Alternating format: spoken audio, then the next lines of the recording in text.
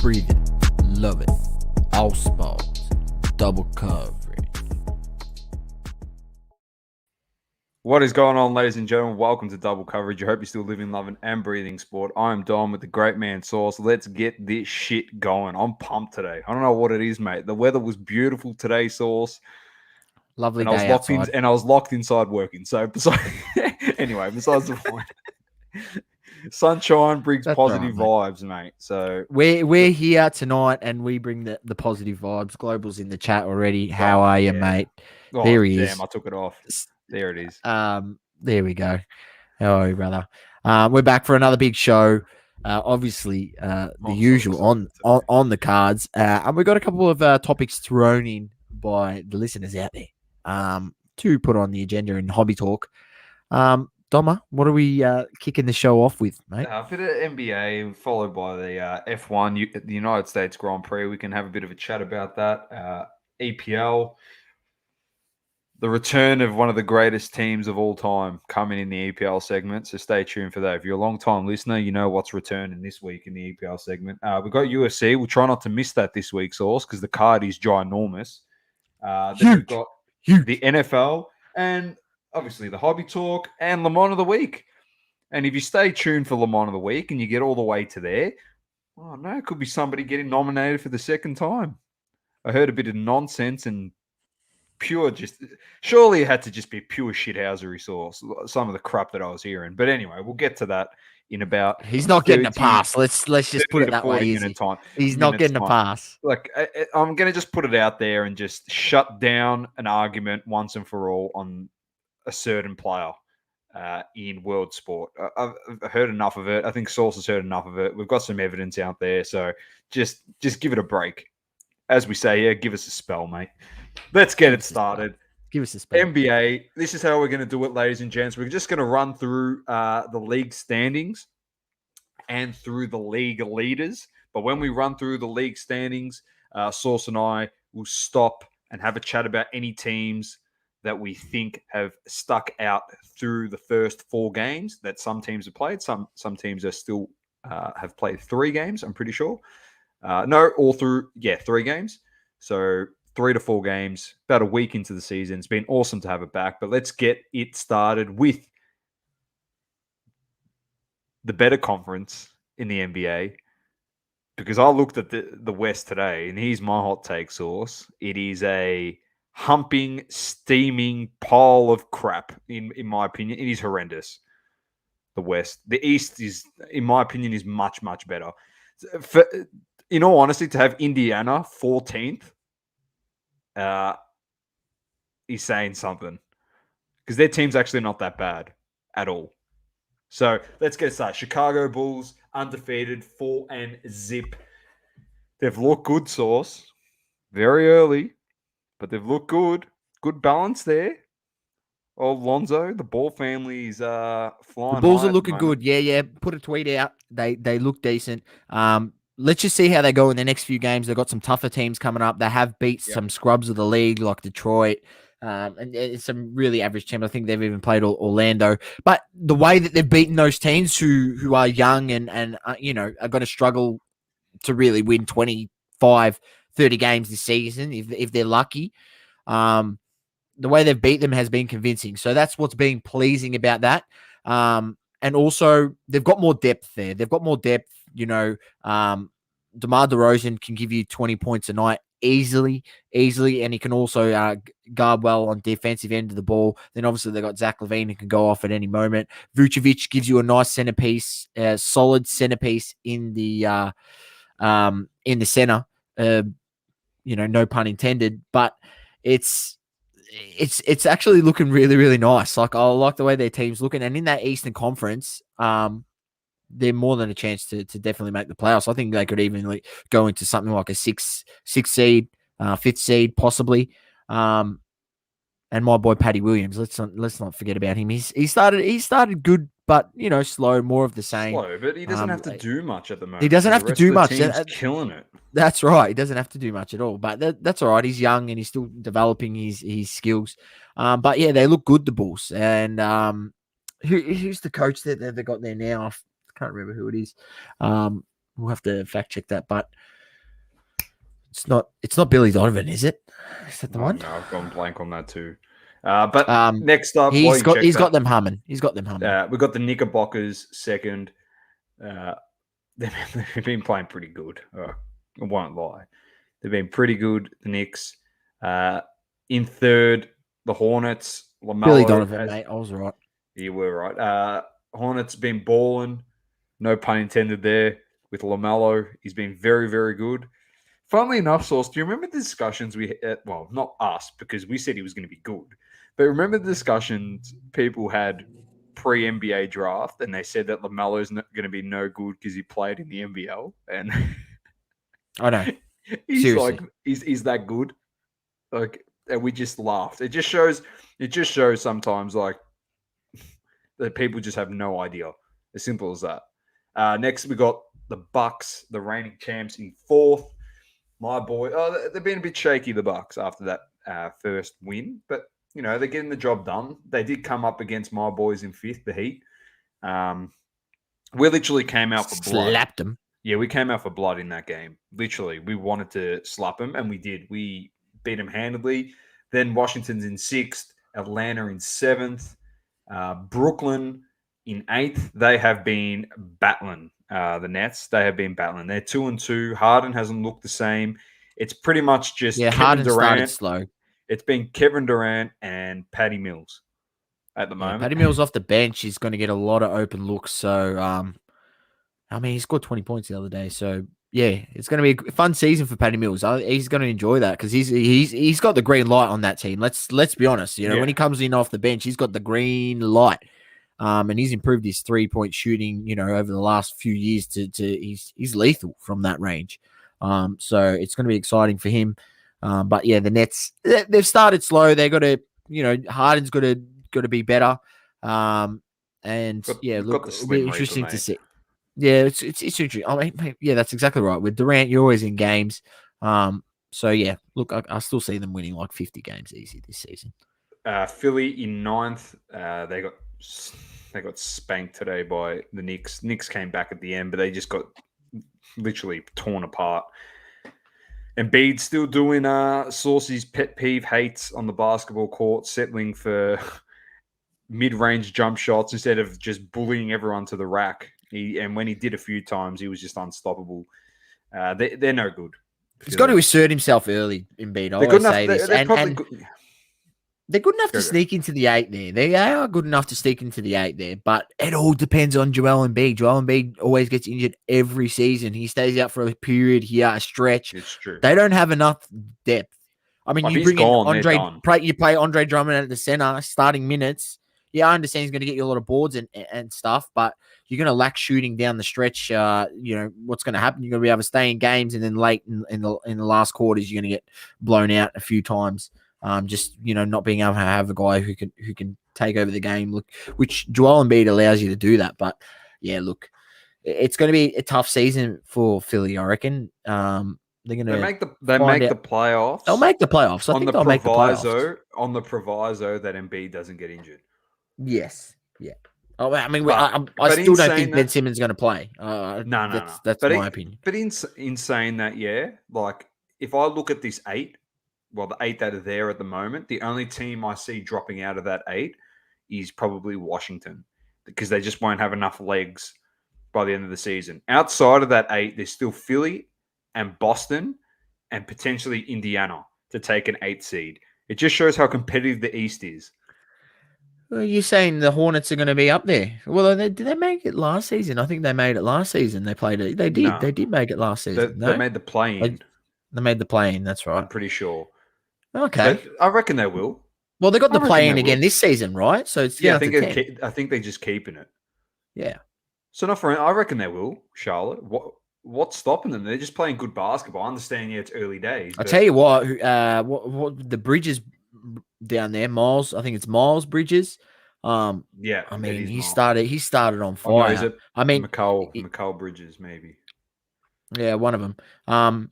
He started on fire, and if he can have that improvement on his game this season, where he's a 20-point a night scorer, he's a left-hander, gives you a bit of a different look. I mean, they look good. I mean, Gordon Hayward, he's veteran, understands what to do, how to win. So yeah, I mean, I like it. I do. I've watched a few Hornets games early on this season. I love watching LaMelo Ball. LaMelo He's Ball's fun to watch. I mean, that game he went off for 30 or something. He had like 6 or 7 threes. Yeah, he's a freak. He's a freak. Next He's gonna up, be we a gun. got But his card price is too high, Dimer. His card price is too high. Cleveland in 10th, Boston in 11th.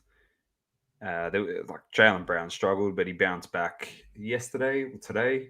So did Tatum. They played pretty well. Toronto in 12th, Orlando in 13th, Indiana in 14th, and Detroit are just a rabble. So forget about them. They're no good. But I want to touch on one team, and that's Orlando, because my boy killed it during the week, mate. My boy. You all know who my boy is, Cole Anthony. I've been telling you the kid is a gun. Mind you, I have not got one of his cards, because even when he was doing nothing last season, his cards were still at ridiculous prices. And now there's no chance in hell I'm getting a card. I should have just bought it at the ridiculous price because it's gone up. He's killing it. Mo Bumpers look pretty solid. I tell you, the guy, their draft pick, Franz Wagner over there, he's a very good player. Source. He's a very good player. There's a great pickup by them. RJ Hampton had a great game off the bench yesterday. I think he had 17 off the bench, or 14 off the bench. Looked pretty good. So Orlando is one of those improvement teams that it'll come over getting this young core repetition in games and stuff. I don't know what's going to happen with Jonathan Isaac when he comes back from injury. If he just fits straight in and takes a spot of someone in there, but we'll wait and see. All right, let's move over. There's a couple people in here. Here we go. Adam says Sixers are cooked. Global says his Warriors are crushing it. They are crushing it. Global also reckons Hornets are going to miss out. Just miss out. Brown Miles. had a sore knee. Yes, he did. Jaylen Brown, that was. Over to the West, on top is Global's boys, the Golden State Warriors, who are also 4-0, joining the Chicago Bulls. Source, I'm telling you, we saw it against your mob on opening night. Sorry, their passing is unbelievable. Yeah, the way they're moving the ball around, and they're all shooters. They can shoot the ball. Now, I understand when Klay Thompson comes back, they're going to be even better.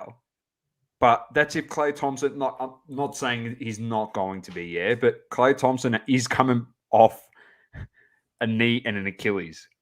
So hopefully he's all right. I think he will be, because professional athletes come back a lot better than these days from those injuries than 20 years ago. That's for sure. But he just adds an added dimension. He plays defense, as we know, Klay Thompson. Draymond Green has still got it. His role will never, ever, ever diminish in that Warriors side. It's just so well built. The system there is fantastic by Steve Kerr. Curry is just a machine. He's just so good. And he's great. He started on fire. He's been killing it. They're going to be hard to beat again today. Yeah, look, they're looking good. I think, you can lock them in for the playoffs. That's for sure. On that side. And yeah, look, to go out and say that they're going to be number one at this stage, I wouldn't go that far, but I think they're definitely looking top 4. I can't see them, if they're playing the way that they're playing at the moment, and obviously it's going to get better. More games that they have. There'll be some injuries in there, and they'll deal with some adversity. The West is shit anyway, so Dom reckons the West is shit. They are horrendous. Yeah, look, I agree with that. I'll go through it in a minute. All right. So while we go through this, I'll explain why. So Utah is genuinely a good team in the West.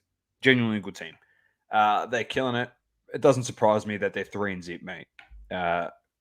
They did struggle at times today against the Nuggets, which Joel Embiid, Nikola Jokic went off with a knee injury. Yeah, I see that. And did not return. They got Jamal Murray, who's injured also. Time to earn your money. Time to earn your money, MPJ, baby. Yeah, Michael time to Porter earn your Jesus.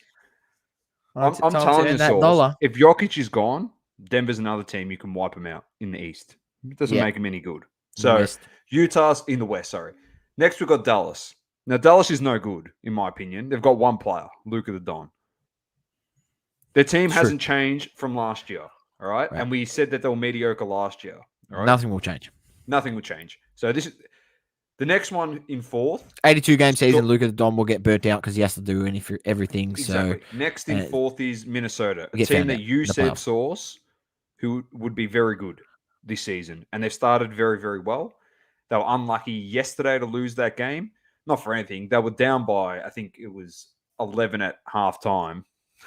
Anthony Edwards was 0 of 7 at halftime and then proceeded to shoot 50% by the end of the game. And they lost. They barely lost. Ant-Man. But he's a good player, man. Ant-Man's a gun. Ant-Man's a gun. Next up, we got your mob, your other mob here. Well, let's just call it our mob because your boy Jaren Jackson Jr. plays on there. And my boy Ja Morant has been absolutely flying for the Grizzlies. So they're in the 5th seed. Denver in the 6th seed. They got injuries. Lakers are 7th. Funnily enough, all right, I was messaging Source today and I said, you can't win it. You can't win it. You can't win it. And Source goes, well, who in the West is going to beat us? And I went through the West and I go, you know what, Source, the West is shit. you could genuinely beat anyone, to be honest. They're no good. LeBron obviously didn't play today, and Westbrook dominated. He absolutely dominated today. And this was the thing that we said last year. As soon as Westbrook was acquired by the Lakers, minus all these poor shooting and stuff, we actually said that this is actually a perfect player to have if LeBron does miss nights. Because he's one of those guys you can rely on to play 82 games a season, Russell Westbrook. So, not for anything, teamed up today with AD in the absence of LeBron, and they got the job done in overtime, but it doesn't matter. But the scary thing about the Lakers, I know that a lot of these teams have got key injuries to main guys, like Denver and the Clippers have it as well. Who else is here that's got an injury? Oh, New Orleans with Zion, but they're going to be no good anyway. But they're trash. They're trash. But LeBron's going to come back in that team. He probably just misses today. He comes back in next game. But the positive signs for Laker fans out there is their whole bench is injured.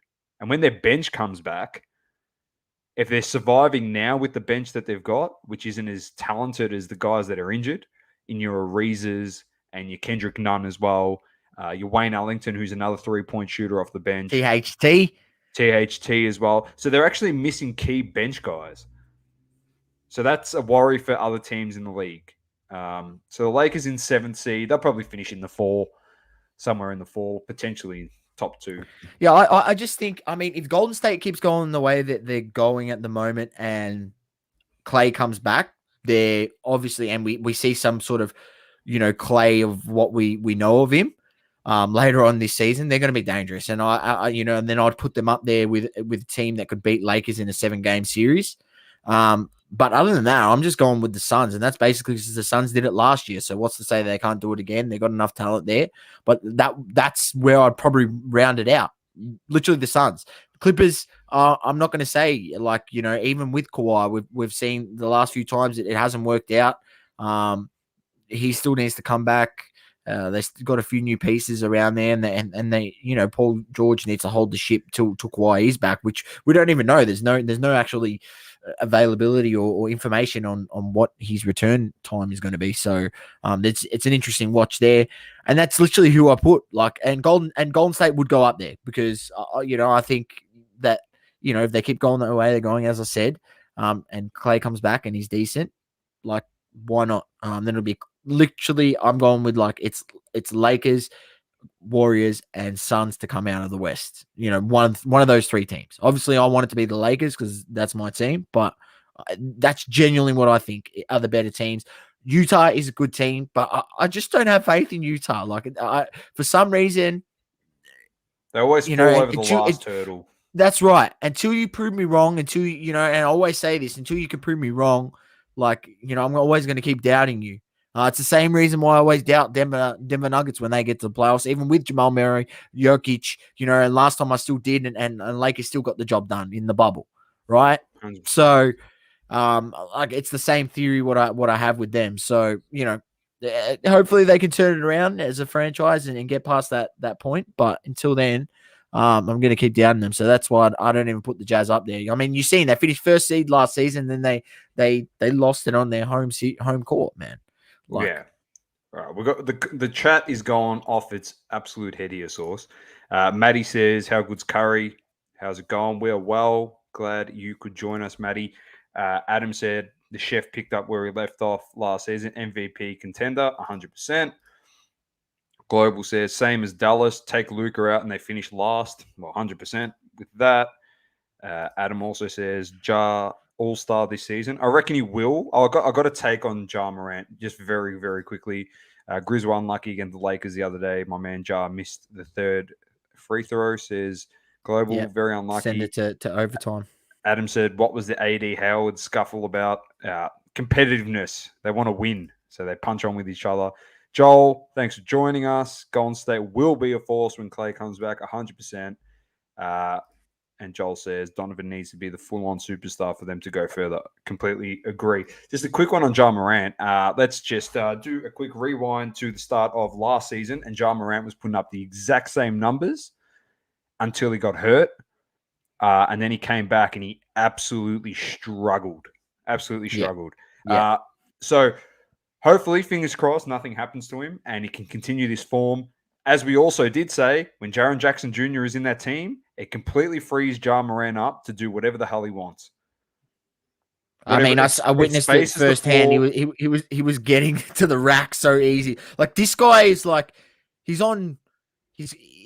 literally like watching Russell Westbrook all over again, or like a Derrick Rose. The way he gets so quick to the ring. Yeah, and he shoots threes already. Pretty well. Yeah. So next up, we'll get back to the standings. In 8th position is the Clippers. As Saul said, without Kawhi, they may struggle a fair bit. Sacramento in 9th, Portland in 10th, Phoenix in 11th, Houston in 12th, the Pelicans in 13th, the Spurs in 14th, and Oklahoma City is dead last in 15th. Josh Giddey has looked very, very good also, Source, which is fantastic to see the young Aussie. Watch a few games. Good My boy, stuff. SGA still putting up numbers. Yeah, he had 30 today. He played pretty well. Any comments on any of the rookies that you've seen so far? Obviously, Cade Cunningham hasn't played a game Scotty Barnes, yet. one to watch. Scotty Barnes out of Toronto Raptors. Definitely few things I've seen of him. Definitely as a stretch 4 guy, but not even that. Like he just goes out. He's got long arms, and he's good on defense. He switches out and guards some of the best guys. He's already put up like 125-point game. I think he nailed 3 threes in that game, 3 of 4. I think he shot something like that. And he was like going after the boards. So if you can keep improving on that, keep going after getting those boards. And keep putting up points like that. He probably obviously not, 26 is an outlier. He's probably not going to score that too many times this season. But if you're seeing him, hit the 3-point clip at a decent rate and be confident on taking some of those shots and scoring 12, 14 points and ending the season on that as an average. Like, I mean, that's about as good as a rookie season as you can ask for. Out of like a guy like that who's a stretch 4. So interesting to watch. Guys like Suggs and Green have looked pretty good also. Maddie, I'm pretty sure the Pacers rookie, is that Chris Duarte? Is it Duarte? Or is he in his second year? I'm not sure. I think it's Chris Duarte. He's been very good. Cherry, yes, Panini WWE. We will be discussing that in Hobby Talk. It's a very good pickup for them.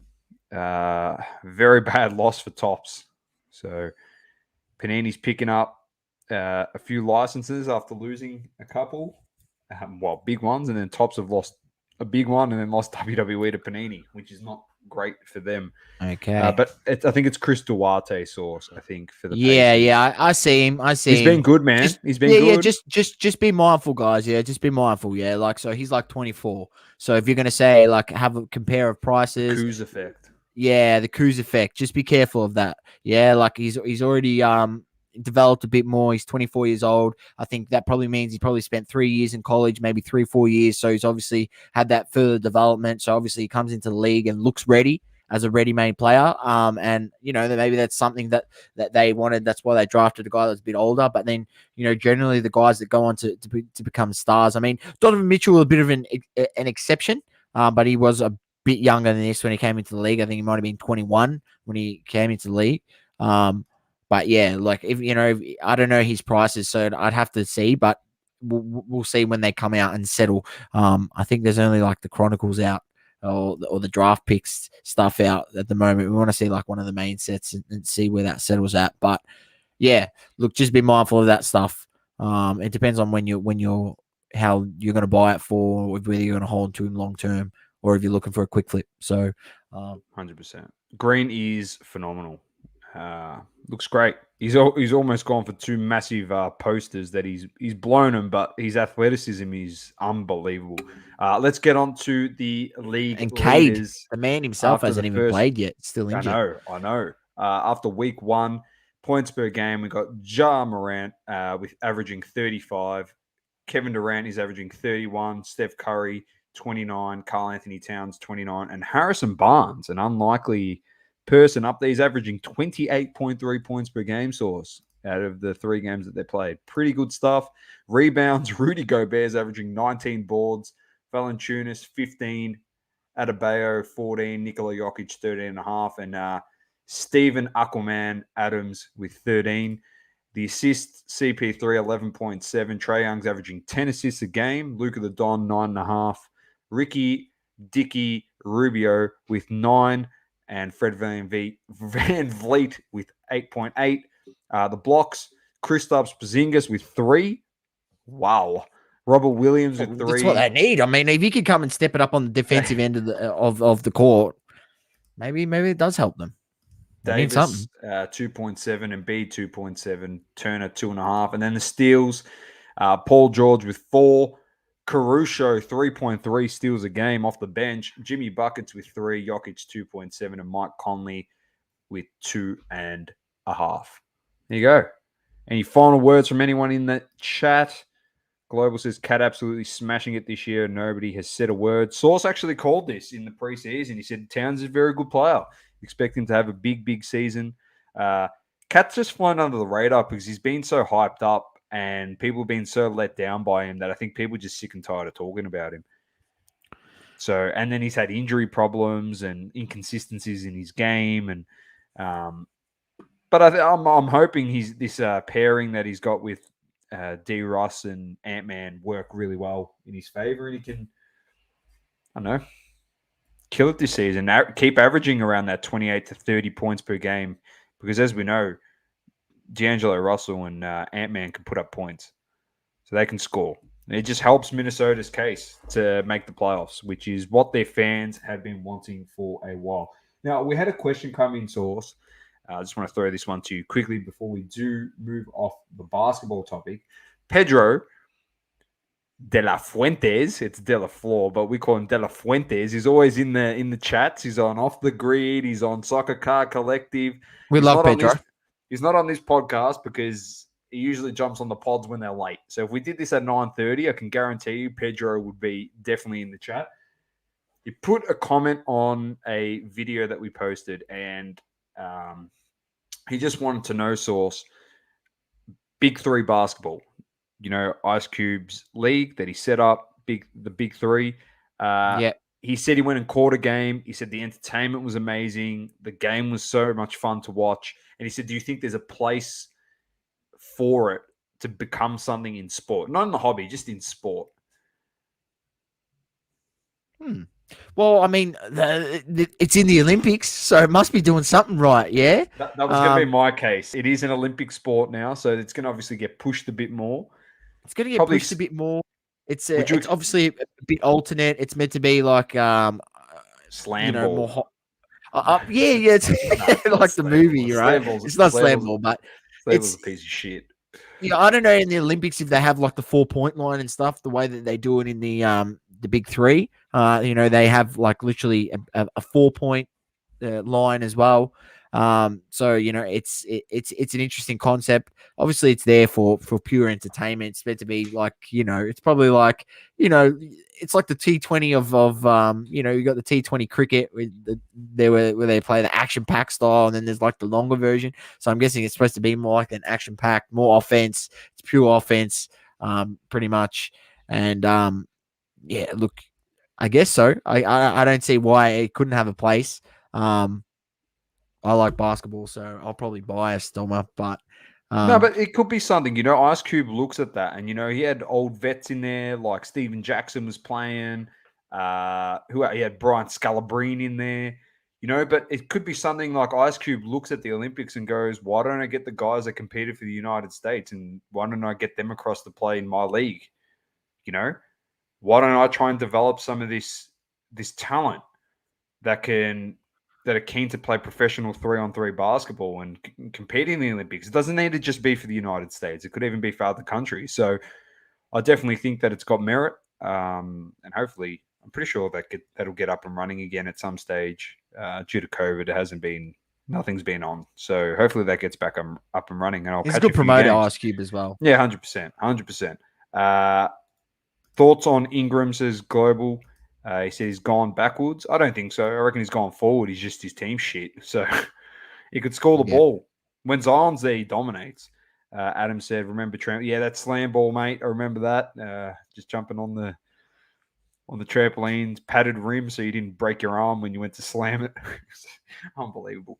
All right, let's move on, Source. F1. It was staying in the United States. It was the United States Grand Prix. It was a nice 6 a.m. game. Massive turnout. Race. We were up, Doma. We were up. Of course, I was up. Not bright and early. We're getting to see. Look, the race was good. What happened before that race? I'll tell you what. Doma's not happy about it. I'll talk about that in the next segment. But it was a race that was won by Max Verstappen by only 1.3 seconds over Lewis Hamilton, and then Max's teammate, Sergio Perez, in third. Tell you, Source, on the start of the starting grid, the two spots, the front row, of the grid. Fuck, I can't even get my words out. It was Max and Hamilton actually overtook Max on the first turn. And crazy stuff. It was crazy. Tried to veer off onto his side. Lukey, yes, it was a killer. But we got through. A few coffees, done the job. But too many. The way that race started was good entertainment. Look, it made it interesting. Obviously, Hamilton getting in front of Verstappen off the first turn. I did say pre-race, if Verstappen got ahead, it would have pretty much just been game over from there. He had the better pace. Obviously, we've seen that throughout qualifying. So it was a good race. There was a lot of overtaking. Our boy Danny Rick finished in the top 10 as well, which was good to see. They had pretty good pace, him and Lando, which was good. But ultimately we're looking at Verstappen and Hamilton, and we did say it may have been a bit of an error, but I think regardless whether he pitted at the same time as him and got the fresh tires on, because he did need to change it in the end. That's how he got overtaken, which was he pitted and Verstappen was still out on the track, and he got in front. Then he led the race and led it perfectly. It was a great race. Got close at the end there. Yeah, it did get close. Global says, appreciate you boys getting up and never letting. Oh, thanks, mate. Appreciate that. Means a lot. The next one could be a bit of a interesting one because it could be a bit of a clash with work. So I might need to see. It kicks off at 6. Finishes at around 7-ish, just after 7. So I might be able to get up and be on off the grid for that. But then every other one after that is like 4 a.m., 4:30 a.m., I think 1 a.m. and 12 a.m. So I'll be up for those. Don't worry, mate. I just go to sleep a bit earlier, start my day a bit earlier. Don't know, commitment, mate. That just brings it down to watching every single race 2 years straight, mate. So, and we keep pushing through. Off the grid's always good. We get sometimes we get interesting characters from all over the place jumping in.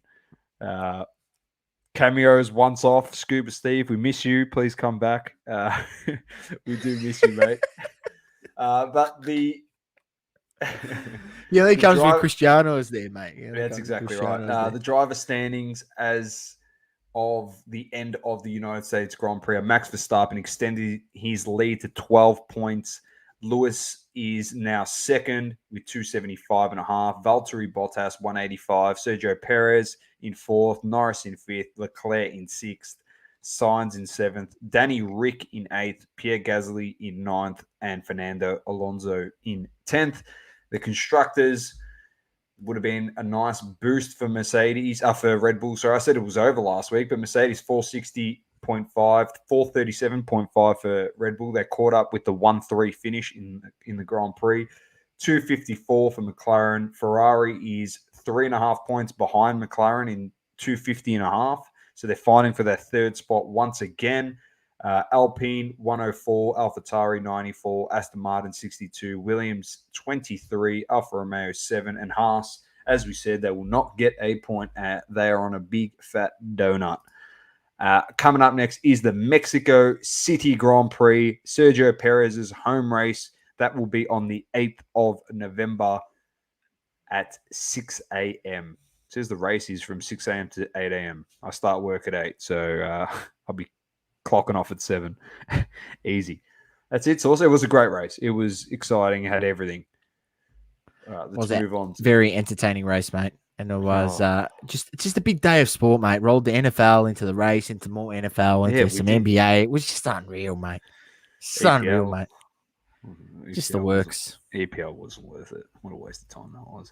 Let's move on to the EPL. Fuck, here we go. Oh, no. Here we go. Chelsea 7-0.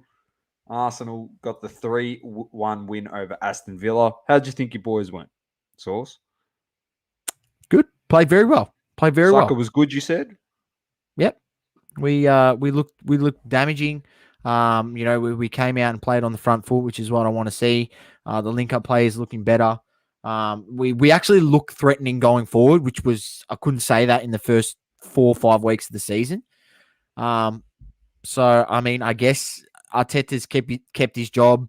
I mean, at the end of the day, I don't think the board's going to get rid of him. So I think we just got to, at this point, back him in and hope that he can develop some of these young guys. Like guys like Emil Smith-Rowe is starting to come along. And, obviously we got Saka. And then he's given another guy, I think, Conga or whatever his name is or something in the midfield there. He's getting minutes, obviously with Xhaka being out. And hey, we're getting some wins on the board without him on in the team. What a coincidence. Is it a coincidence, Doma? He's the best player in your team. Is it a coincidence? That's all I'm going to say. It's not a coincidence because you're shit. Look, he's going to come back. He's going to come back into the team. I just hope he doesn't ruin the flow of the team. But yeah, look, we won again this morning in the EFL Cup against Leeds. We beat them 2-0, obviously with a rotated squad, but still got the job done at home, 2-0. So clean sheet, you can't complain about that. It's good, mate. It's good. At least one of our teams are doing all right. I mean, we're equal points with you blokes now, or something like that. Yeah, definitely are. Fucking hell. Man City beat Brighton 4-1. Southampton, Burnley drew 2-2. Leeds 1-1 with Wolves. Watford defeated Everton 5-2. Newcastle and Palace drew 1-1.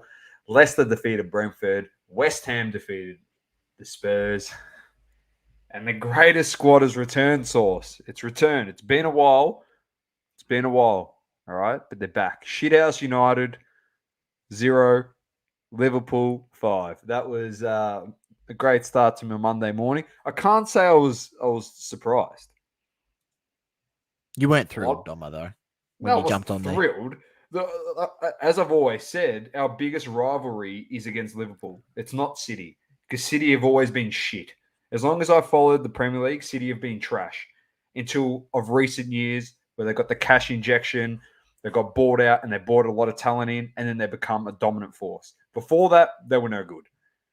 Manchester rivalry. No, the rivalry, one of the biggest rivalries in world football is Manchester United versus Liverpool. They are really the true rivals of this football club, of my football club. And it was it was honestly a disgrace. It was a disgrace to watch. It was a team, a Manchester United. This Manchester United team that we have now is just got no heart. Seriously, no heart. They played with no heart out there on Monday morning. It was a disgrace to watch. It was so sad. I can't put a finger on anyone to say, oh, this guy played well, or at least do it for him. But the only guy that I really do feel sorry for is David De Gea. The guy can't get a clean sheet because our back four are horrendous. We've got the worst work rate and defensive rate in the league. How, like, in all honesty, how we're in like that, I think we're 7th or 6th or wherever the hell we are, how we're even there is beyond me. A lot of reports have come out after this game that there is a divide in the locker room. The coaches are so inexperienced that they don't even know what they're doing half the time. Seriously, Sauce, you can't even make this shit up. Some of this stuff, like when the GOAT is reporting it, or Fabrizio, mate, when Fabrizio tells you, mate, he's the GOAT. Now, I've come to a big, giant conclusion, Sauce. I've come to a conclusion. What's the revelation? Here's the revelation, and I can't believe that I am saying this. All right? It's not Ronaldo's fault.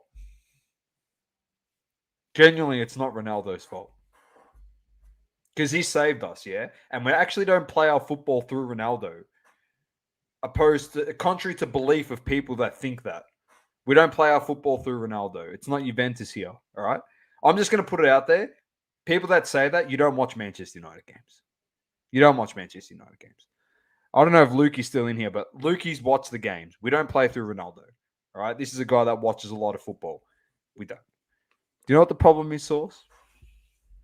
There's a guy on the board, and he sits up in the stands every week, and it actually breaks my heart to say it, but he's actually a bigger problem for the football club at the moment, and it concerns me. It really concerns me, right? The person I'm talking about, I can't believe I'm saying this. I could get murdered here. Is Sir Alex Ferguson.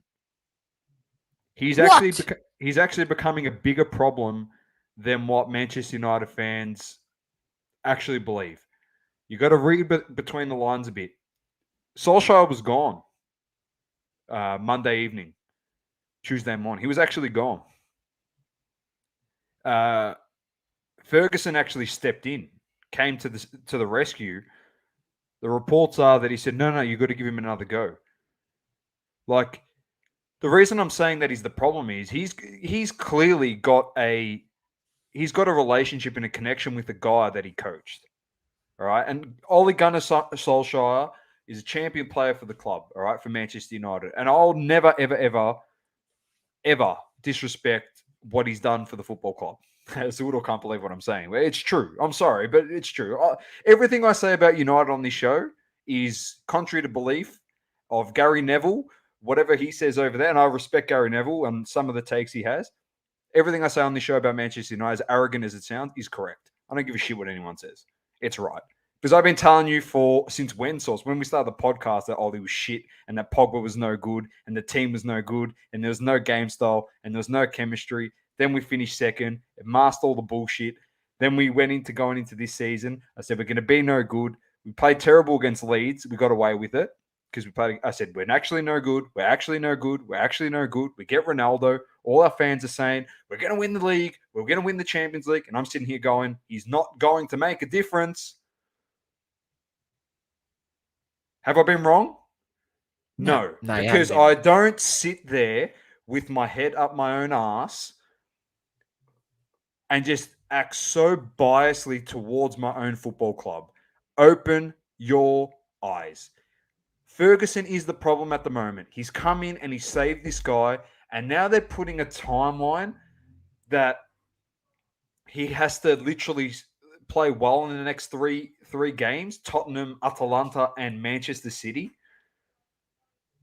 Like, there's another underlying problem source, not just outside of Ferguson. Like, Ferguson saved Solskjaer, yeah, but who saves the football club? Roy Keane came out a year ago and he said that when Mourinho got fired, he said this football club threw Jose Mourinho under the bus. The current crop of players and board and everyone that was involved in the football club. He said this current establishment threw Jose Mourinho under the bus, who in his last 10 games only lost 3, mind you. Ollie's lost 5.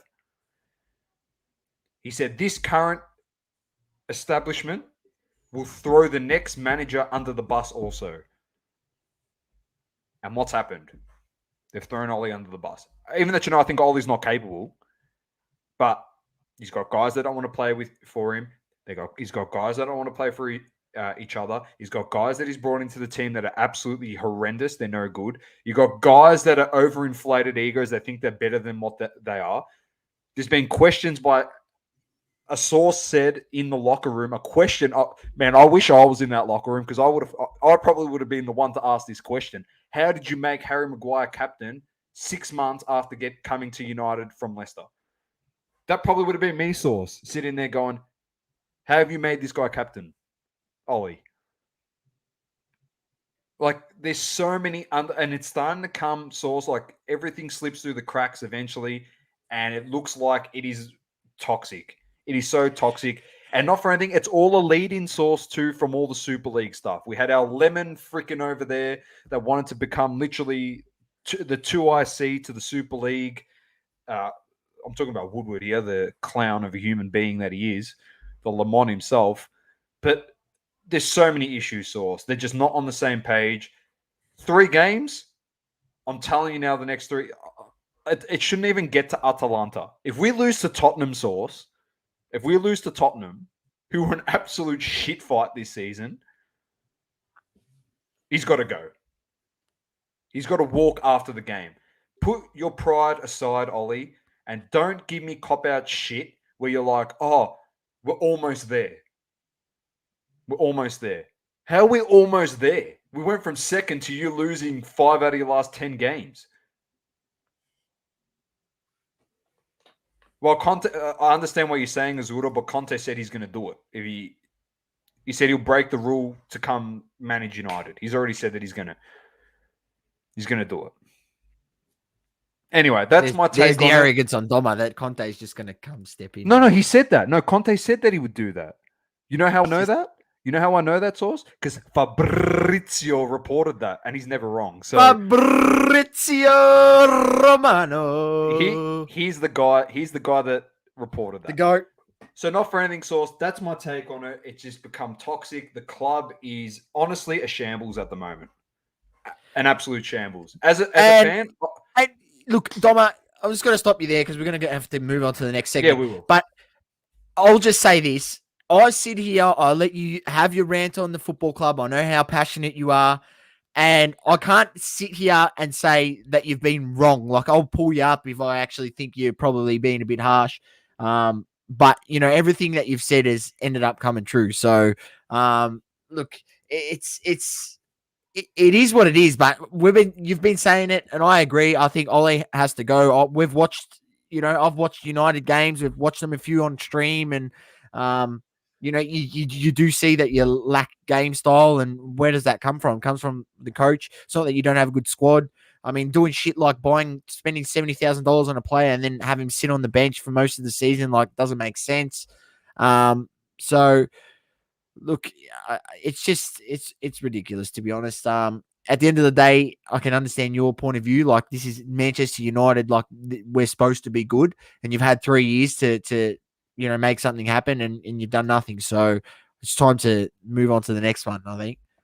Yeah, and turn over a couple of those duds. All right, let's go to this week's games. This could be a watch party game, source. Leicester versus Arsenal. I reckon this could be a ripper.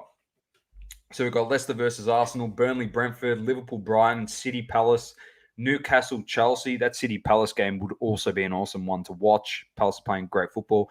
Watford, Southampton, Spurs, United, Norwich, Leeds, Villa, West Ham, and Wolves versus Everton.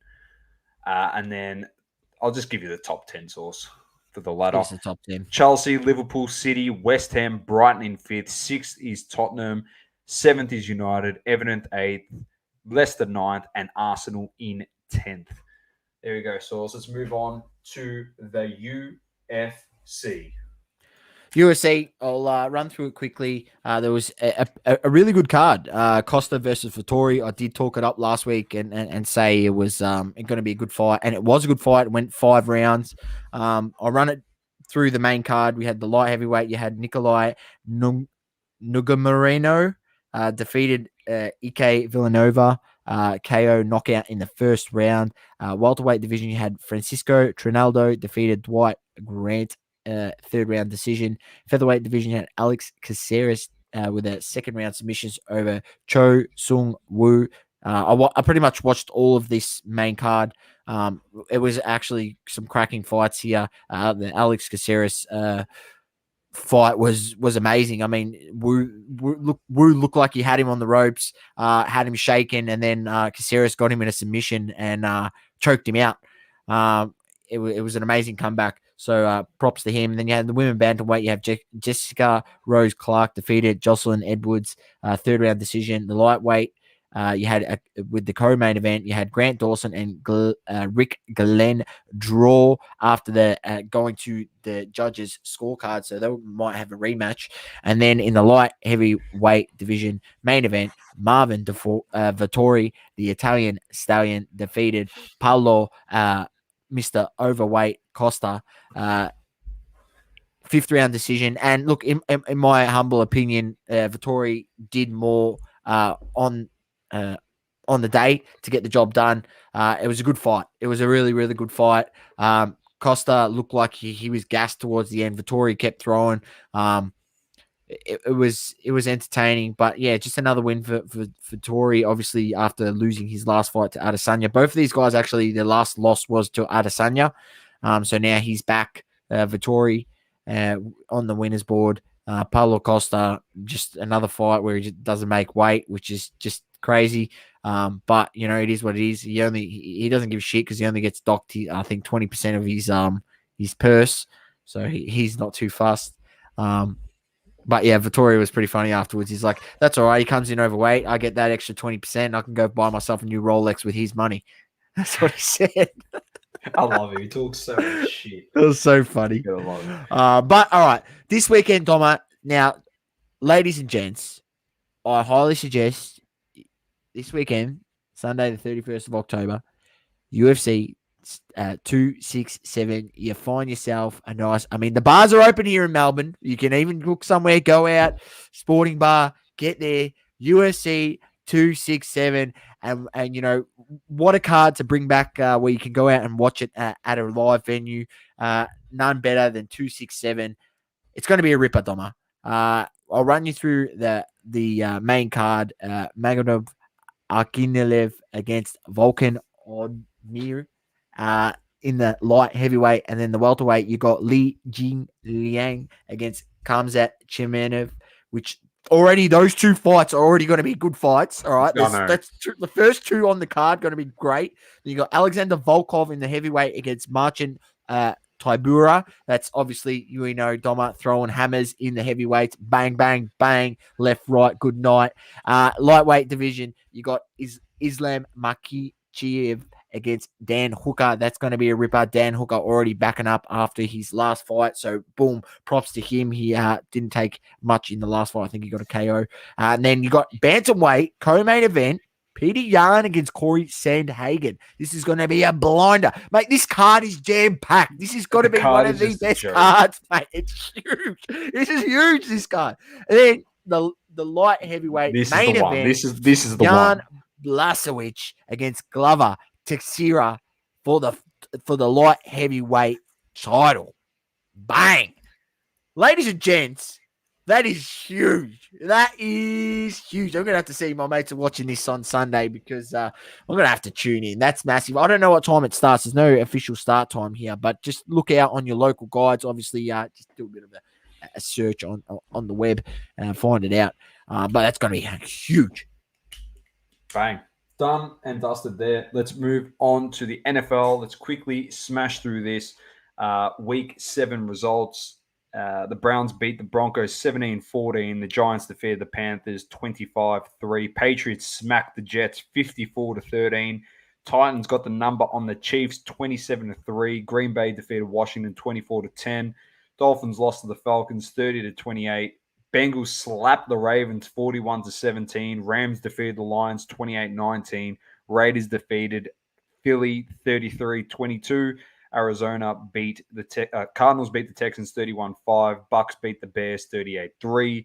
Colts beat the 49ers 30-18, and the Saints defeated the Seahawks yesterday. 13-10. Any games you want to touch on? I mean, or players? Yeah, I mean, Joey B. Let's have a look at him. I mean, he towed up Lamar. I did say that I thought Lamar would have too much for him at home, but I mean, the Bengals just got rolling. They couldn't stop that offense.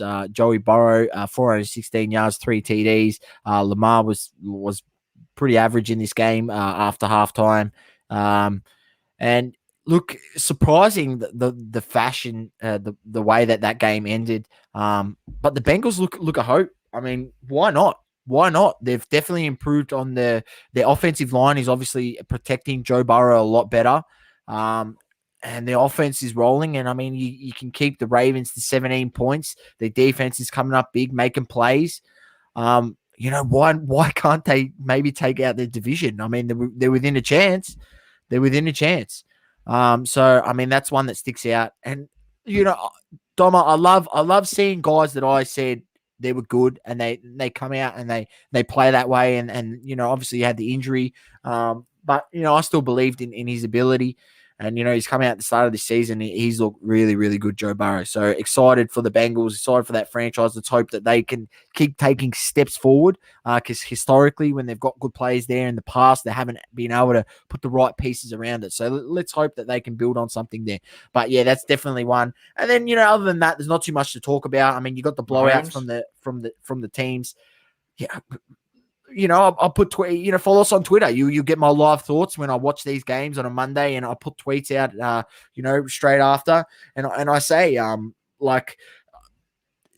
said, Kansas is going to win it at the start of the season. That was my prediction. Well, I'm throwing that in the bin. They can't win it. I'm telling you right now. What are we? Week 7? They cannot win the Super Bowl. I don't care what anyone says. I just don't think that they have enough. I think teams have worked out Mahomes really well. They're able to cover him a bit better. And he struggled a lot at times, obviously with different defenses, schemes coming in. And, I mean, he went off injured, so we don't know what's happened there with his ankle. He didn't return to the game. So, that's danger signs. Maybe he misses a week. Maybe he misses 2.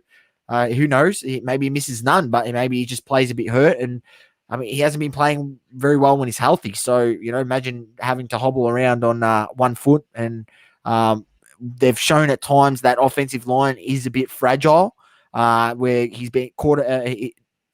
The defense has been able to get to the quarterback in Mahomes and put pressure on him and get hits on him, which is always danger signs. You're going to get hits, but you don't want to be copping too many because it's always a chance to cop an injury, which did happen.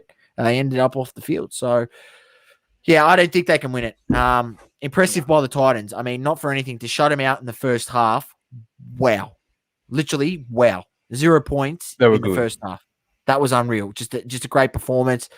Derrick Henry is he's just about my favorite player in the league. He's pretty much my favorite player. He's just unreal. He's just brilliant to watch. Just watch football every week. Is Matty, not for anything, Matty is much well versed than I am in this, but he said he got smashed late, no flag, probably should have been. Burrow says to the Ravens D line, when I'm the GOAT, I'm getting that call. Burrow. I love it. That's great. That's great. And the 600 pass TD source, the ball, obviously, everyone looked into that. The $500,000 ball, apparently, easy. It's just a Spalding ball, mate. Anyway, let's move on to week 8. Packers at Cardinals, Bengals at Jets, Titans at Colts, Rams at Texans, Steelers at Browns, Eagles at Lions, 49ers at Bears, Panthers at Falcons. Oh, God. Dolphins at Bills. Oh, no. Patriots. How much are you going to lose by? What do you reckon, Dom? Oh, 30?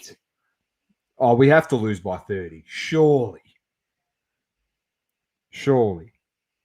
So I don't Could know. get ugly. Could get ugly. Patriots at Chargers, Jags at Seahawks, Washington at Broncos, Buccaneers at Saints, Cowboys at Vikings, Giants at Chiefs, and the bye teams are the Ravens and the Raiders. All right, let's move on, Sauce. Everyone's favorite segment of the week, Lemon of the week. Oh, this is an interesting one today. Doma, we said at the top of the show, this person that's going to get the Lemon will be getting it for a record second time within the last 12 months. So obviously we rounded out after a 12-month period. We have the Lemon of the Year, and the Lemon of the Year will get their own personal the person Lemon BGS card. The person that is getting it for the second time is probably genuinely pissed off at the fact that they got voted out in the Lemon of the Year nominees in the mid-year vote. They didn't make it through to the shortlist, Source. So I think they're a bit upset. Now, I'll tell you another guy that's going to be upset. It's the co-host of the show that works alongside this bloke because he thought he had a straight line, a big line to becoming Lemon of the Year without having his co-host competed against him. But I'm telling you what, when we put the vote out again, if you're not voting this guy in, I'll tell you what. I know it's all banter. We love each other, but I've got to call him out again. And he's probably going to come back in the IGTV when Saucy drops it on our Instagram, and he's going to give me about 4 million paragraphs worth of evidence as to why and this and that. I'm going to save yourself the time. I just want you to come in there when it's all said and done and just comment, Dom, Sauce, you were right. I'm not bagging LeBron anymore. I'm sick of just hating on this guy, and that's it. I don't want to become Lemon of the Year. So the guy, for his second time, is getting it for this reason. He came out on Luca Tiger's Bronze episode. I think it was 476, all right? And they're talking about Curry and they're talking about LeBron. And it's fair enough. Like, this statement was fair enough, but it's like, Curry's cards are criminally undervalued, and he should get more respect in the hobby. And I was like, yeah, okay, this is sounding pretty good at the moment. And then he's like, the gap between him and LeBron should be less. And I said, okay. He goes, you can make an argument when it's all said and done that Curry potentially could surpass LeBron in the all-time rankings. And Cage stopped him there, and he goes, you're hating on LeBron, and you're talking about a guy that's arguably top 3 of all time in LeBron, and then you're talking about another guy that's arguably, you got to argue for him to actually get into the top 10. You got to make a significant case for him to get in there. And a lot of people, and then this person, known as I am Andrew Goldberg on Instagram, he said that when his career and there's stuff that he can do, and he can surpass LeBron, and he can potentially take the mantelpiece from him. And anyway, all this nonsensical crap that I don't want to hear, because I'm putting it out there, all right, Source? I said this to you pre-show when I was talking about who I'm going to give Lemon of the Week to, right? If there's someone in the chat, by all means, yeah, you can shut me down right now and you can say whatever you want to say. Like, there's two guys, two modern-day players, currently in the NBA. There's only two, all right? If you want to make a case for them to potentially surpass LeBron, only two, all right? And I'm not even convinced you can put those two as the guys. One is Giannis, depending on what he does. He could absolutely dominate, whatever, right? One is Kevin Durant. And the other is Kevin Durant. But no one's going to ever give Durant, the merit because what he done, he left and he joined the Golden State Warriors. After that, Source, there is not one player in the National Basketball Association that will ever surpass LeBron James. Full stop. I don't care. I don't want to hear Luka Doncic. I don't want to hear Ja Morant. I don't want to hear Anthony Edwards. I don't want to hear who else is there? That's Zion. I don't want to hear any of these guys. They are not going to be better than LeBron James. No, they will not be. LeBron James is dominating and he's literally in a wheelchair. He's playing against Bronny's mates now. That's how long he's been in the league. Like, it's getting beyond the joke how good he is. And no one seems to still give him credit. But everyone says, oh, but if Curry wins one more, he goes to 4. And, there's a legitimate argument to be made, and Curry changed the game. Yeah, Curry did change the game with 3s. And LeBron beat him at his game. But then you turn around and you say, well, but Curry beat LeBron in the finals. Okay, and I'll make a pass with LeBron. All right, he lost to a team that had Klay Thompson, Stephen Curry, and Kevin Durant. It was him. Yeah, he had Kevin Love, who was on the back end. Then he had Kyrie Irving, who was pretty good. Couldn't get the job done. The season before they beat him, the season before that they lost, and LeBron literally came up against one of the greatest teams of all time, regular season teams of all time, with no Kevin Love and no Kyrie Irving. He almost averaged a 30-point triple-double against, wait a minute, source. Oh, LeBron had no team, and Curry didn't even win the MVP. The finals MVP. Oh, hold the phone. Stephen Curry's never won a finals MVP. It got given to Iguodala, the guy that guarded LeBron, and the guy that LeBron averaged 36, 9, and 8 on. The guy he killed. What did he average? It was like 36, 10, and 9.8 assists. Wow. The guy he demolished and made his son get the finals MVP award. That's how badly he beat him. He said, I feel sorry for my son. Give him the award. He killed him. Do you not understand? This guy single-handedly almost beat him. And don't tell me, Jordan would have done. Jordan wouldn't have done shit. He's not winning that series. Stop it. You're just being dumb now. He's not winning that series. With Dally as your second best player. Exactly. All right? He's not winning that series. And let's go to the next step, Mr. Andrew Goldberg. I just want to point this out to you. Curry can win 4 titles and you can make an argument he could be better than LeBron. I disagree. Because LeBron is ahead of a guy that's won 5 titles in Magic and another guy in Kareem who's also won more titles than him. 6. So how does that make any sense? It's an invalid argument.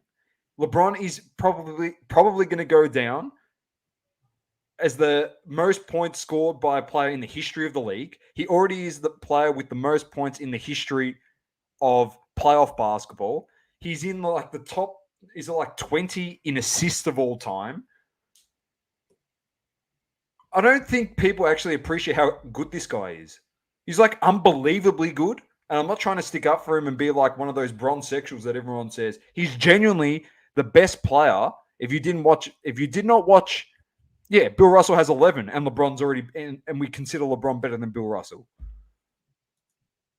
Like, come on. You just got to stop now. Just stop. Everyone that's still, this is just not just a message to Andrew. It is because he always hates on LeBron. And the last time I almost gave it to him, you pushed me when he said, oh, LeBron doesn't make anyone better and his game hasn't improved. He's still the same guy that came into the league. Just stop it. And like, I understand he does know a lot about basketball. I'm not saying he doesn't, but with LeBron, just you're looking through tunnel vision because you don't like him. You don't like him, so you're judging him. Don't. He's better than anyone you've seen apart from Jordan, if you want to make that argument. Don't put Kobe in there. I love Kobe Bryant to death, all right? I love him. I love him. I love him. I love him. Everything he done for the game is fantastic. LeBron is better than him. If LeBron had peak prime Shaq, he probably would have 8 titles. All right? Like, just relax on that. Like, everyone going, oh, Kobe's top 3 of all time. Kobe's top 3 of all time. This, that. Like, just relax. Please just relax. Don't, like, with Kobe's thing, it's a different story. I understand people altering his legacy. No one ever put him in the top 5 before the tragic events of his life happened. No one. No one that I know did. Oh, no, he's probably like 8th or 9th. And then, unfortunately, in his passing, he's now like the second best player behind Jordan. Did we just forget LeBron? Source? What are we watching? Like, what are you like? What are these people watching? He's going to average 25 points. He's going to average 25 points again this season, and He averaged he's going to be 20 37. Source, he averaged 25 points last year, and it was the lowest average total in his career. 25 points is the lowest average he's ever had in his season. At 36, he averaged 25. That's the lowest he's ever had in his career, Source. In his career. Do you understand how stupid people like you sound, people out there that are bagging this guy? The lowest he's ever averaged in his career was in his oldest season. Well, second oldest now because you include this season. But his oldest season to end at that point in time, that was the lowest he ever averaged at 37 or 36. Like, come on, man. So for that, Goldberg, you are, sir. Saucy, give it to him. Hey. Lemon! There he is, Andy Goldberg with the lemon all over his face. Bang! And we'll give another one of these bad boys too. Lemon. Oh, Andy. Give us a quick one. You love this. Come on, he's your boy too. Yeah, look, he does good work, and I like the LTB podcast. Listen to it frequently. But he's beaten down this track too many times, Doma. Like we've seen it too many times, and look, I can understand you can go with the LeBron Jordan one for as much as you want. I'll even agree with you that Jordan is better, right? I've even openly said that, right? Yeah. But when you're trying to compare Stephen Curry and LeBron James, Andrew Goldberg, tell me, what strain are you on, brother? Because I want some of that shit. Because you're making some crazy stuff. Stephen Curry changed the game. Obviously, with the 3-pointers, and you mentioned that, Doma. So he's great in his own right. But in terms of you're pretty much going to say that Stephen Curry is second to Jordan now in rank of the total basketball game. I mean, he's a guy who doesn't even play defense, man. Like, you fucking shitting me? Right? Yeah, he's all offense. Yeah, like he doesn't really play defense. He's trash on defense. Curry, but even in saying that, Source, Curry's not even better than Magic. He's not better than Kareem. Like, you're gonna put? Is he better than Kobe? Curry? No, I don't think so. Is he better than Shaq? No. Well, there you go. So that means he can't touch LeBron James's left nut with a 250-foot pole. Simple as that. Bang. That's what you have to do sometimes. You go, he can be better than LeBron. All right, so who's LeBron better than? Can he be better than any of those guys? And the answer is no. So that's how you work it out. Before you put things out publicly and, then you become Le Mans of the week and all these bad things happen to you. So we love you. We do love you. So there's a production for you, mate. We got your original Le Mans nomination on there. Cage will be very, very disappointed that you are back in the run for the prestigious award behind Saucy there. Anyway, Sauce, let's move on to Hobby Talk, brought to you by Cardladder. Imagine everything you love about the hobby in the palm of your hand. An entire store at your fingertips. Everything you need to know about cards is within your grasp. Unlock the secrets of the hobby. Plus, so much more. You don't have to imagine anymore. It's here. Cardladder. Get the app today. Beauty, thank you very much, Cardladder, for that. All right, so we've got a little bit on Hobby Talk, not a shit ton. It has slowed down a little bit, but we're starting to get some interesting stories coming out in the hobby, which is good news stuff. Yeah, positives. The first one is positivity. Positive vibes. Only when he's not in watching United games with me. He just throws negative shade all my way. Negative shade all the time. Don't stop. Yeah, I know.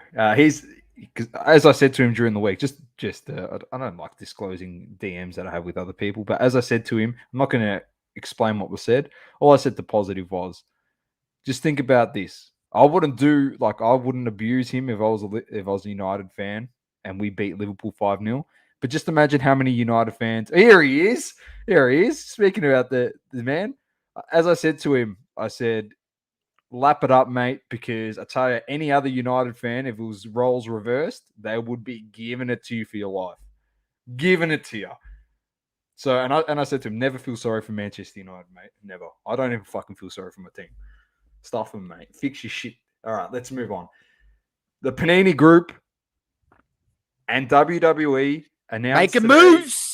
A multi-year agreement that will make Panini WWE's exclusive trading card and collectible sticker partner. The landmark agreement will begin in the first quarter of 2022 and will include multiple trading card products during the first year. Panini's US subsidiary, Panini America, will be responsible for developing the WWE trading card products. The first product released, 2022 WWE Prism, will coincide with the build-up surrounding WrestleMania, WWE's biggest annual event, taking place on April 2nd and 3rd at AT&T Jerry's World in Dallas. WWE trading card products will be available at mass retailers, including Walmart and Target. Scalpers, start your engines, as well as hobby stores nationwide and online. Bots, start your engines. We have always been intrigued by WWE as a licensed partner and their fans' incredible passion, said Panini America CEO Mark Walsop. Our entire team is looking forward to adding WWE, a truly iconic license, to our roster of exclusive partners. We have big plans for our WWE portfolio and the new heights we can help WWE trading cards and stickers reach in the collectibles arena. Panini has a 60-year history in sports and entertainment collectibles, so on and so forth. Anyway, so bottom line is we're getting WWE Prism. That's now, the bottom line. The card that I want the most is a John Cena Fruity Pebbles variant, which has got all of his fluoro colors on his card. That's just his greens and his oranges and his pinks and reds. I don't care what it is. I want his Fruity Pebbles, as The Rock calls him, in his feud with Cena going into WrestleMania. That's what I want. But in all honesty, this is a massive get for Panini. Like, they've lost. They had to make some moves, Doma. Yeah, like obviously they're losing, to Fanatics in a few years. Yeah, it's a bit of damage control. They've got to double down on the football, the world game, the culture, soccer, also known as. And WWE was another good get. And if they're maybe possibly smart and onto it, who knows? Maybe they want to have a look and see with the ATP and the WTA when their licensing might be up with NetPro, possibly, and maybe they should go after the tennis market next, which is what I feel would be a good play by them. So, look, they had to do something. This is just the next step. Funny enough. Shout out Splash Culture on IG. Dennis, he put out a post probably about 38 weeks ago. I've seen it. He shared it today on his story. Yesterday? I think today. And saying that he did speak about this, Panini potentially getting the WWE rights and making WWE Prism, and he had an image of Ric Flair on a Prism card, which would be pretty sick. So yeah, like. It was on the people's radar, and fans of wrestling cards out there and wrestling, it was on their radar already. So, this is a good get by Panini. Really good get. There's a massive fan base. It's something different for them. They've obviously had Topps for the last few years. So he's one that Topps has lost. So this is interesting. Topps has lost baseball. They've now lost WWE. What now for Topps? Sauce. This is just not good. Global says, does anyone really watch wrestling anymore? Coming from a bloke that lived and breathed wrestling growing up with my grandfather, rest in peace, and his old man, Mr. Damage. Yes, Global's family is has some professional wrestlers involved.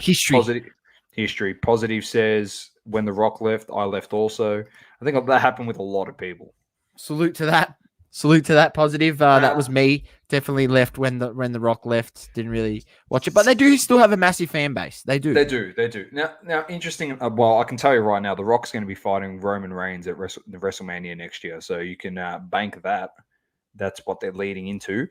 Funnily enough, as you mentioned with the licensing, it's a good get for Panini because, like you said, they've got the soccer and they're focusing on the soccer a fair bit. Panini's obviously going to look to try and grab the rest of the soccer licenses from Topps now.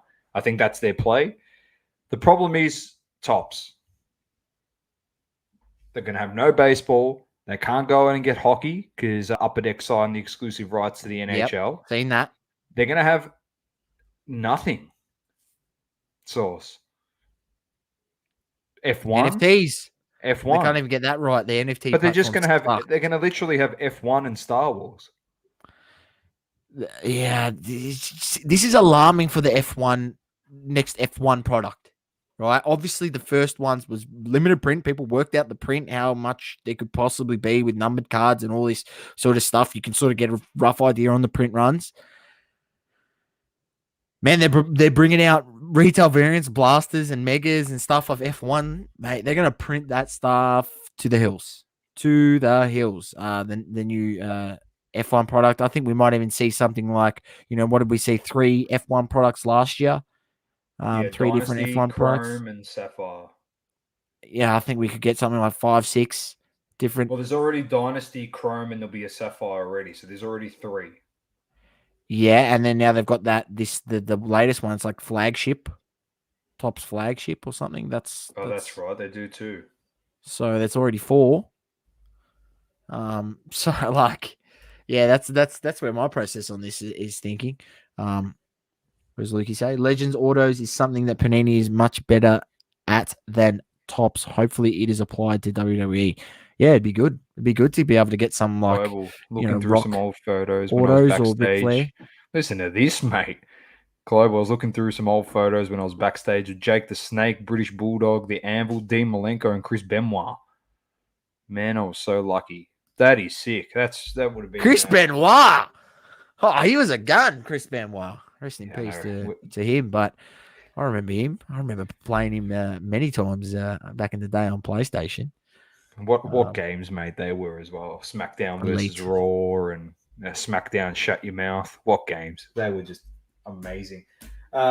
Next up is a bit of a QC on Recon Source. So I'll share this. We spoke about this last week, and now we've got some images coming through. So I'll bring this up. Bang. Bit of the chef on the box. I'll give another update on it. So on average, each hobby box 2021 Recon 6 cards per pack, 10 packs per box, 12 boxes per case. Will deliver 2 autos, 10 base parallels, and 10 inserts or insert parallels. As you'll see in the revealing QC gallery below, Recon is gifted with some of the most attractive insert designs of the season. The highlights of the product are many and include 10 base parallels in each box. So there's a holo spiral, holo pink, holo bronze, holo red, holo blue, holo purple, holo gold, holo green, holo platinum. It's a rhyming. Look for autographs from the top NBA rookie veterans and legends. A scintillating insert roster features the likes of Maneuvers, Rookie Review, Future Legends, Rock the Rim, Rookie Recon, Scouting Reports, Eyes on the Prize, and Sky's the Limit. Now, Source, I actually went through this gallery, and I know like we had the mock-ups last week, and it didn't do any justice to it, and I had a look at some of these cards. And I'm telling you, they look pretty good. All right. I might go through a bit of this gallery. There's the Greek Freak. This is just base. The beard. They look decent. I like it. I like the design. It gets better, mate. It gets so much better. I don't know why I got Denny of Deja in there. Obi Toppin. There he goes. It's a nice looking card. It just gets so much better, Source.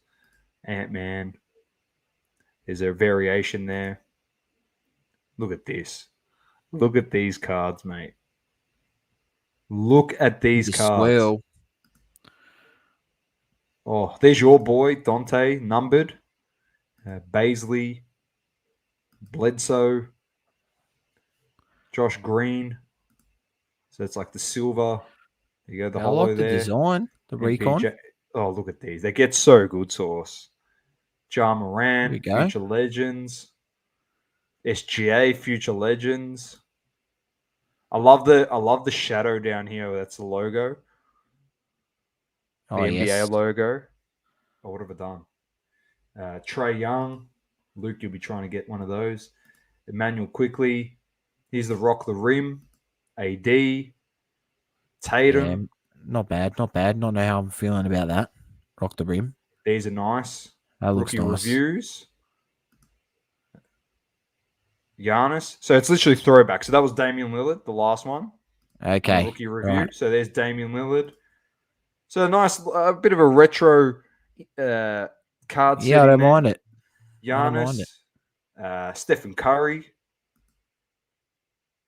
Then we got the what do we got there? Rookie. I don't know what that insert is, but it's Cole Anthony, Sadiq Bey. These look okay. These ones. Maneuvers. Maneuvers. There should be a Big Z. Mountain Dew bottle right there. There you go. Playoff Potato. Beal. These are nice. Sky's the limit. These are nice. These is Mountain Dew and Doritos, mate. That's what he needs. These are nice looking card, Sauce. Yeah, sky's the limit. They look pretty cool. There's some nice looking cards in here. I don't mind it. Might have to get myself a box. Crack it open. Let's see if we can skip here to Any autos? Any look at images the of some Don. autos? Oh, sorry, Dirk Nowitzki. Eyes on the prize. KD. Here's the autos. There you go. Clearly going to be a sticker dump.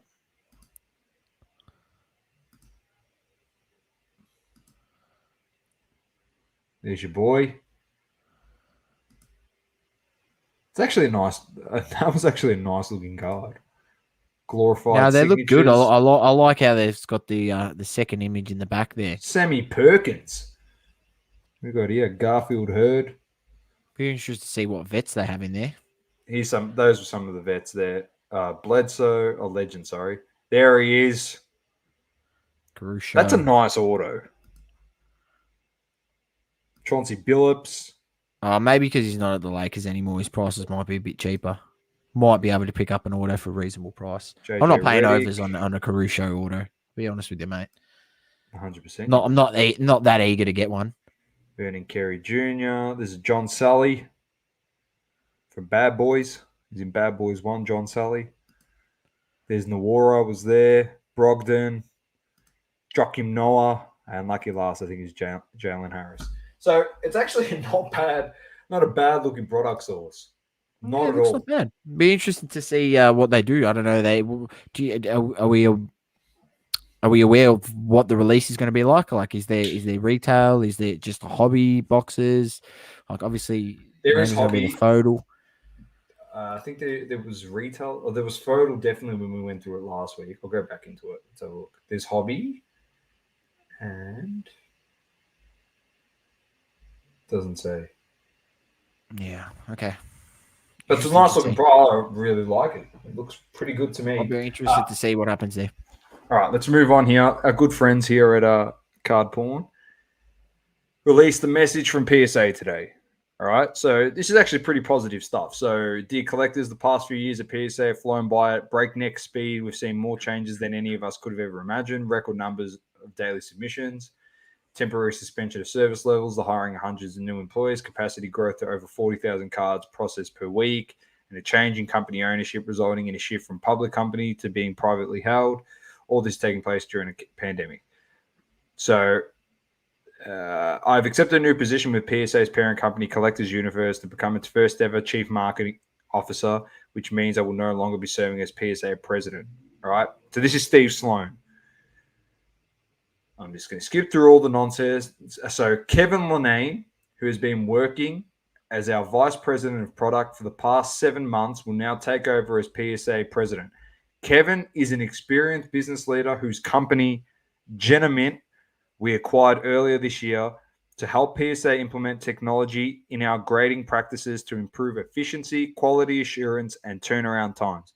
Kevin will continue our commitment to improving and advancing the quality of all we do. I pass the baton to Kevin and look forward to working a lot alongside him in the years to come. Thank you, Steve Sloan, who is now the Collectors Universe Chief Marketing Officer. So, Source, some interesting stuff there. Positive stuff. Not for anything. Through direction with Steve Sloan, it looks like Kevin Lanane here, who is the perfect person to lead the way for the implementation of Genamint software into the grading processes down there at PSA. So not a bad move, if you ask me. I think this means that they might be heavily looking at the Genamint technology and its implementation in PSA going forward. So your thoughts on this? 40,000 cards a day, which is equivalent to about 1.2 to 1.3 million cards a month getting pushed out of their backlog. So, yeah, just your thoughts. Yeah, it's I mean, I don't really know what to make of it, but we do know that the whole process of them pushing towards using technology to grade the cards was coming with Genamint. We don't know how far in they are using it. I don't think I've never heard them actually say what the process is. Are they fully relying on the technology? Is it a hybrid approach, much similar to one other company that probably pushed them down this road? Whether they were going there or not, which probably they were with the backlog that they had, they would have to, look at some alternatives to help with the process, especially if their end goal out of all of this, which we've heard Mr. Turner say multiple times, is to bring back a service where we can accommodate for all collectors, right? And that's what he says. So that, that holds hope for people to think that there is going to be an economy service to come back. And we don't know when that's going to be or how much that's going to be. But it'll be interesting to see how this all pans out. It'll be $8. No chance in hell that's $8, man. I If it's $8, we're going to get another 50 million in backlog. I disagree. It'll be $8. Everyone reckons it'll be $8. Also, it has to be. Impossible. Actually, no. $8.50. That's how deluded people are. It's going to go back. Yeah. Don't worry. Yeah. Anyway. Yeah. Look, if you're out there and you think it's going to get back to even that close, like I've said this, my actual answer is $50. But if it actually even gets to $30, I still think that's ridiculously cheap for PSA graded cards. Positive. The way that tends. Positive. It gets to 20 AUD a card. I'll just be sending all base Dom Russ rated rookies, just rubbish cards there. If it's 20 USD and just flipping them for $50. Yeah, literally, but it's not. Unfortunately, won't even be 20 US. All right, so I reckon it's good signs for them. They're doing good things down there. Our criticism was obviously of some things that they did of the new PSA, but it was mainly of the old PSA. And we just wanted to see if things would change.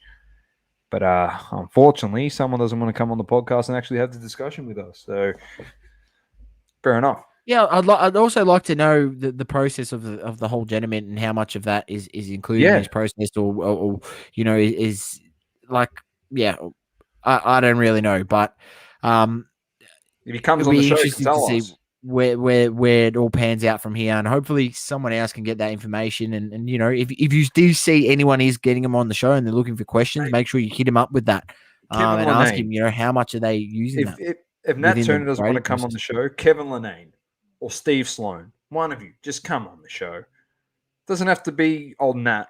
It doesn't have to be him. It would be nice to have Nat Turner because he's got a nice collection. We can ask him about his cards as well as just PSA. But, yeah. Of course, Card Point is covering PSA. Yeah, because it's positive, Mast. It's positive stuff. Any negative stuff, then probably be like HGA and CSG and something else. What do they both have in common? BGS loves it. Yeah, BGS. Positive said the lowest he reckons could be 100. I don't think it'll be that dear. It'll be between 50 and $100. 50 and $100, I reckon. I think it's going to be around 50. Oh my gosh, Luke. Oh my god. Two things they have in common. I'm not even going to read that. All right, let's move on quickly to the PWCC NBA auction. So I think we might have to put our starter from the bottom now. We're here in the queue rack for a week because we've got to do some crunch time after this podcast. Yeah, but we got to wrap this up soon, Dom. PWCC NBA auction. There's a lot of complaints about this throughout the week. Pricing and the interface of the app was a problem that you had. Yeah, I know. Their app was. I don't know. Shit doesn't load on there for me, man. Like I want to bid on stuff, but I'm not always with my on my laptop and things. So I'm trying to use their app. They got an app. It doesn't. Stuff's not loading for me. Like I'm registered and stuff. Like I wanted to bid on things, man. But fuck, man. Like I was out. I was out at the time, and I couldn't just sit in front of my computer waiting for these auction stands. They got extended bidding and shit. Look, here's a few. I've gone through. Went to closed. I've selected basketball highest bid. And I'll scroll through a few. Go on, Doma. Oh, there's a lot of complaints about stuff getting sold criminally undervalued. And how much is that, Jordan rookie? PSA 9 for 27K. That's 27. It's pretty good. Pretty, it's a good deal. Pretty cheap. Go have a look at here. Yeah. Now, I understand why a lot of people are getting pissed off, because it's like a lot of these people are holding these cards and the cards have gone down a lot, and a lot of people have questioned if a platform such as Cardladder and other platforms will actually record these PWCC sales in their data, which sometimes I think to myself why people ask those questions, because of course Chris and stuff are going to do that, because they've already said that they're going to try and put all the sales data that they can possibly get for that certain card that are in their system already and update it every sale.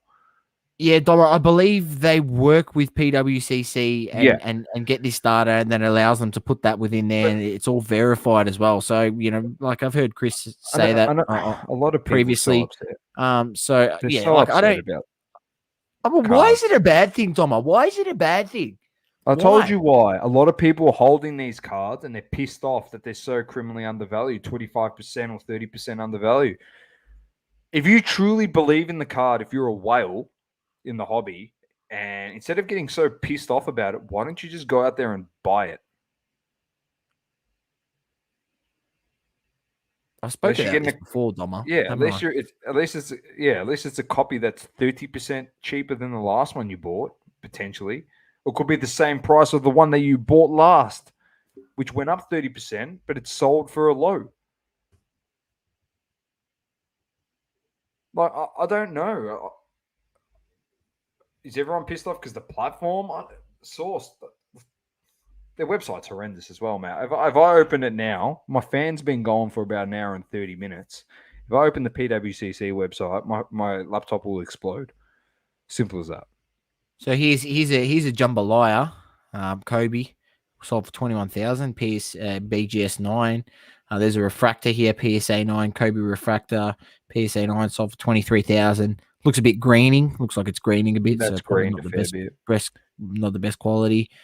You got the Larry Bird first official card rookie. It's not actually his rookie. He's the one with him and Magic and Julius Erving, but this is like his first solo card, which is from the second year. PSA 10 sold for 18,000. Like, I think that's an amazing. Like, there's so many of these out there. Like, you can buy one raw for cheap. It's just because it's such an old card, and it's got the 10. That's like, and they're very rare. I think the pop's ridiculously low. I don't know exactly what it is, but it's not high at all. So I can see why that demanded value. You've got the Oscar Robertson rookie, 18K. I mean, 17.5. You're telling me this is low? 17,500 BGS 9.5 LaMelo ball number /49 Prism orange. 17,500. We're saying this, stuff's all for criminally low. Should have been. But this is the high end stuff. I think this is pretty crazy. 16.5K for a Kevin Porter Jr. number /5 National Treasures RPA. It's pretty crazy. There's been, I don't know. There's been some sick sales in here. Some nice cards. It's all the run of the mill stuff. A bit of LeBrons and. Yeah, nice, I mean, Kobe I've gone high. I've gone high to low. Jordan. This is a nice buy. That's a nice buy. Yep. Completely agree. This is good. That's a nice card. Loading high res. I think they've got like some sort of Like it. Bang. That's a beauty. How's that one, Doma? The 2006-7 SP Signatures Edition. SP Signatures Gold. Michael. You should have picked that one up. You could have picked that one up. I wish, Doma. I wish. I have to sell my whole collection to get that. Wouldn't you though? No. If it's Kobe, yeah. Yeah, fair enough. It means more to me to get a Kobe auto than a Jordan auto, personally. So positive, I reckon it was a great sale as well, to be honest. yeah, look, I'm guessing they're obviously upset of some of the stuff. Does that Sam Darnold go up? Yeah, it was up there, but I've already clicked something else. So there's a few stuff that wasn't sold, unsold. I don't know whether it had reserves on it. Hang on. Trying to find more. I would have bought him for $10 starting bids. SGC slabs, yeah, a lot of stuff unsold. I don't know if they can put reserves on it. Maybe they have. Oh, I should have looked at the Skybox stuff. Dom, you lemon. Yeah. So maybe it didn't get bidded on. I don't know what the go is here, but a lot of stuff here unsold. Lemon. But I'll tell you what, if I seen half some of these Skybox cards, I would have. If I was smart enough to, I'm looking at stuff, but I wasn't looking at basketball, so that's probably the reason why.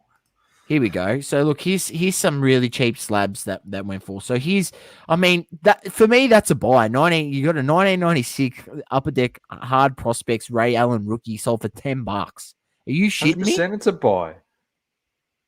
Yeah, this is what I mean. Why would you be upset though? Like you're buying the grading. You're literally buying grading prices.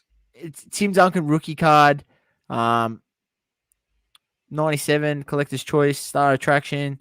There's another one here, SGC, $10. Man, I would have been buying all of these. You know this, Dom. I'm thankful I didn't see this because I probably would have dropped $500 here picking up all these cheap. I'm actually kind of thankful I didn't. Oh my gosh. Cheap slabs. Look who's here, mate. Pedro de la Flor. He's here. Pedro, how are we, mate? And Source, what did I say? If we did a podcast at around 9:30, he'd be on in the chat, and it's almost 9:30, and he showed up. 9:26. Here he is. Right on time. Look, there were some steals, but some of this stuff here, like honestly, some of this stuff, like what are we expecting? Like, what are we expecting here? Like I understand, and on eBay probably would have went for a bit more. I think 1998. That's a Vince Carter rookie. It's a BGS 8.5. But that's the risk you run. Like obviously, there's less eyes on PWCC. eBay has way more eyes. But look, some good steals for people out there who were, on this. Like I knew about the auction. As I said, Dom, I just had issues getting it to load through their app on my phone. That was the big problem for me. Or else I probably would have bidded on some of this stuff. But yeah, some really, really good cheap slabs. I mean, I always say this. I said, why not go buy these slabs? At the end of the day, you go buy this card, this Steve Nash rookie for probably the cheaper than the cost of grading. Yeah, $10. You never know. He might have graded at $8. He was just breaking even. But, at the moment, it costs $150 to grade that card. If you want like a cheap Steve Nash rookie, why not? Ray Allen rookie, why not? I don't see how you can get even lower on a $10 card. Like, what more do you want on these cards? Yeah, for me, that's a buy. You know me. I love cheap graded stuff. $11, $12, $20 max. 100%. I mean, the world record was picking up a slab for $2.30. PSA 9 slab for $2.30. I picked up one day, Doma, on eBay. Oh, that's great. That's great. All right, Sauce. That's pretty much it for the auction. There's some good stuff here. Yeah, there's some big stuff. I don't know. We'll go through some a bit of soccer stuff, maybe on crunch time, possibly. So I'm not going to go over that. But yeah, look, people out there, I don't know what you expected. This was their first major auction since obviously being kicked off eBay. There's always going to be some hiccups in the road. Obviously, they need to do a bit better with their marketing. There you go. Got a Terrence Davis Pierce Mosaic PSA 9 for $3 today. I love hearing that shit because someone definitely sent that in for $8 to $10, so they've 100% lost money. Right on, Maddie, Matty. That is sick. And I don't see how on a $3 PSA 9 slab how you could possibly lose money. Because worst comes to worst, always what we say is they make really, really good coasters. All right? Really good. So, mate, you could just whack it down there. Don't worry about getting a coaster set when you go. It's been sitting on here, mate. I'm not sure. I'm not that. Coaster of the day, cappuccino, 100%, mate. No messing about. Here's a winner. Here's one of my cheap wins here. I think this cost me about $14. PSA 10, Cameron Johnson, prison base. At one point, they were going for $100. Sauce, this is dangerous. There's still so many cheap cards. Yeah, they've got another auction going on at the moment as well. Bro. So I might have to try and give the app another crack. And if I can't get the app working, I might have to just try through my browser. But, yeah. Ladies and gentlemen, PWCC auction, get on it, sign up, get onto the platform because people complain about shit going too cheap. Get around it. Get on there. Maybe get yourself a steal. Why not? UFC is up, said Positive. Nice. All right. Yeah, don't say that. I've been trying to get some Volkanovski autos. They keep going expensive, mate. Not happy about it. I'm going to type in UFC right here. Anyway, let's move on. Have we got a Saucy Smoky or are we calling it a wrap? No Smoky this week, Doma. Smokies, just go on PWCC and see if you can get some absolute cheapies. Go on there. Get some cheapies. Have a look around. You all deserve it. About time we can get some that's slipped through the cracks. Yeah, of course, sick of this shit. Freaking comps the comps on the card's like $30. Oh, I'm selling it for $80. Oh, this is the new comp. I want to sit there. No, shut up. It's not worth that. Get out there and get it for under comps, mate. 50% under comps. You deserve it. So, on that note, keep living, loving, and breathing sports. Double coverage. I'm Dom with the great man Sauce. Peace. Thank you for tuning in. Please don't forget to leave a review on the Apple Podcasting app. Also, follow us on socials. Instagram, Facebook, Twitter, and TikTok. Talking all sports.